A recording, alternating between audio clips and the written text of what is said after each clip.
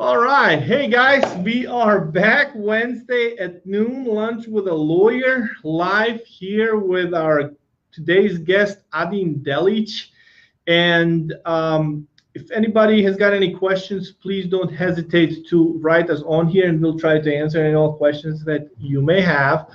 And today's topic is going to be, so Adin is actually a former client of mine. We handled a car accident case for him recently. We're going to talk a little bit about that. And we are also going to talk about Adin a lot.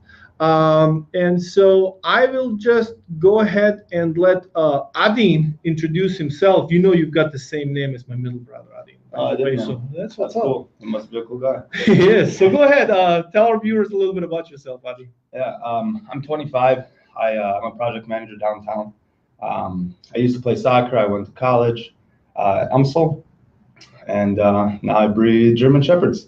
That is very cool, and we'll talk a little bit more about that as well. So where'd you go to high school at? Melville, right across the street. Right across the street. And you played some soccer for Melville, from what I can remember. Yeah. And then I stopped playing in college. Why did you stop playing? 2-3 jobs. Life got real. Life kicked in, didn't it? Life kicked in, yes. Your dad used to be a really, really good soccer player back in the home country as well as here. Yeah, I'd like to think I was a little better than him. Yeah. All right, I'll ask him about that because I know him, and he's going to disagree with that because I'm probably thinking that he's disappointed that you quit and you didn't get to the top. It was the worst day of his life, Nadim. When you said that's it, I'm not doing it anymore. Because I know he was pushing it really, really hard to do it, man. Yeah, he was. And just like so many other Bosnian American dads that want to see their kids succeed in soccer, you know. But it is what it is. I used to play soccer as well back in the day, and then that's right, I remember. You know, things happen. I never claimed that I was good or any of that stuff, but you know, it happened. So let's just go. So you went to college. Where'd you go to college at? I started at SLU, and then I actually started in pre-med. I decided I didn't really like it, and then I got into business at UMSL. Okay. And then what did you major in at UMSL? Accounting and finance. All right. And your current job, what do you do now? I started in accounting, did some marketing, and now I do more project management. Okay. And setting up big conferences, just any big stuff like project. this. Yeah, whatever really needs to be done. It's in my hands. Yeah, stuff like this. That is pretty cool. So as we just mentioned earlier, you know, we handled your car accident case that happened. You know, your mom is watching. Hi, Hatka. Hi, Mom. So we handled your car accident case. Well, you better not get fired for this because, you know, the Midwest Bank Center is not going to be happy that if you're on the clock and watching your son on Facebook Live with me. But anyways, let's talk about your car accident case that you had. And so it happened in Jefferson County, right? And what happened? It was about 11:30 p.m. at night. I was leaving the gym to go home, and I'm pulling up to a stoplight. I had a red light, so I came to a full stop, and the green signal to turn left turned on for me, and I was turning left, and a car comes from the other side and T-bones me. So she ran a red light. And she admitted to the police officer at the scene that she ran a red light? Yes. She received a traffic citation. Yes. In the Municipal Court of Arnold for running a red light. And then we also had that witness. And we had an independent witness that claimed that she ran a red light, correct? And what did her insurance company do? They called me and they told me they will not cover my damages. They said, like, you're not going to cover your property damages, you're not going to cover your injuries, you're not going to do anything. You weren't really thinking about hiring a lawyer. You were just like, hey, let's just be nice. She admitted to everything. Just pay me for my damages. That's all I'm asking for. And they said, no. Yeah. So what did we end up doing? I came to you and you took care of me. And we had to file a lawsuit because the adjuster tried to do that same thing to me. He said, nope, you're not going to do this stuff.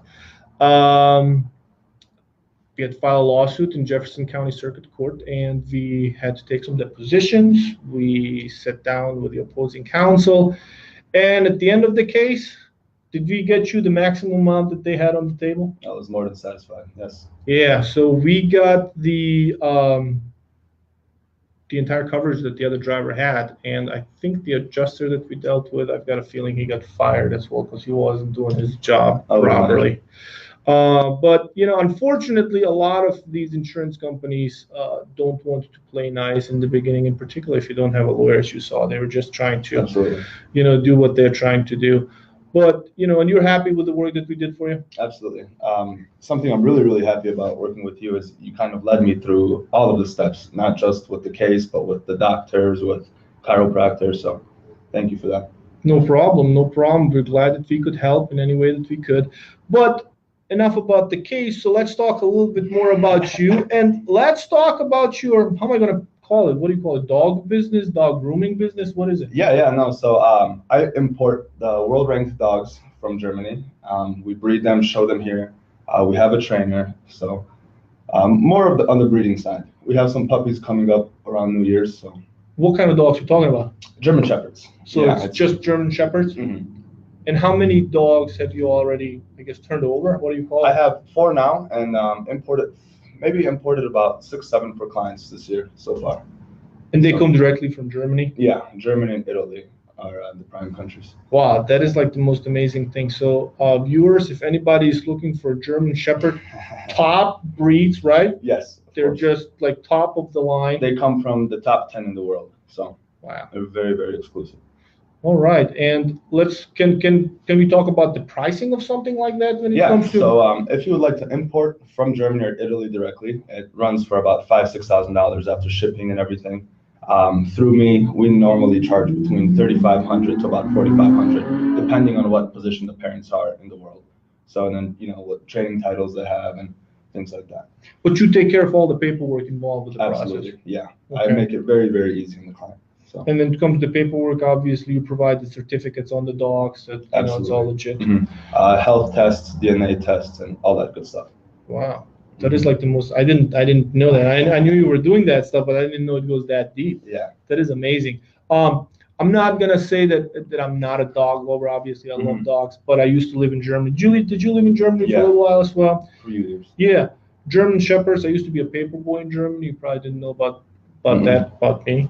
And so when I was a paper boy in Germany, you can't just throw those papers in front of their house. You gotta put it. Yeah, I was chased by so many German Shepherds. It's not even funny. I'm surprised you got away. And so I'm a little traumatized when it comes to German Shepherds. So that's a little. I'm not really too scared of them. But let's talk a little bit about your personal life. So ladies, this is for you. Okay, this good-looking kid right here is single, right, Adi? Yeah, I am. All right. So you used to date a girl for a while. How long were you guys going on? About 5 years. 5 years? 5 full years. And it just ended, didn't it? Yeah. When did it end? A few months ago, actually. A few months ago. Yeah. So you are back on the market?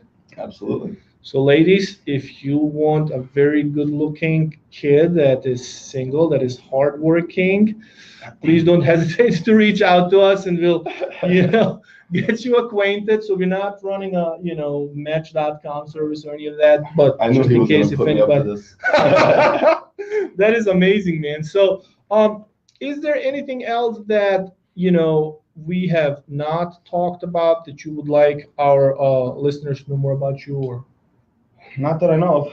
I wish I had a little bit more free time to have fun, but yeah. Well, let me ask you this question, because I kind of failed to do that when it comes to my previous younger generation guests.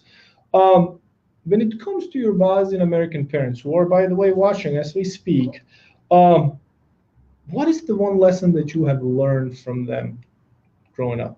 25, you said now. And what's the one lesson that you would say, hey, keep this in mind, kids, and that's something that you've taken away from your parents? The hard work and how long it takes to actually accomplish something. I think with social media and stuff now, we kind of expect things too fast. And I've watched my parents my whole life work as hard as possible. And just recently I started, seeing their success come. And so it really engraved in my mind how long it actually takes for you to work hard consistently to produce something. Hatka, Dela, did you guys hear that? He's basically saying thank you.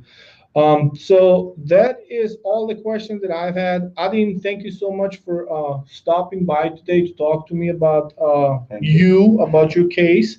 And if anybody's got any questions and any questions regarding dog breeding business for Adin, please don't hesitate to reach out to us.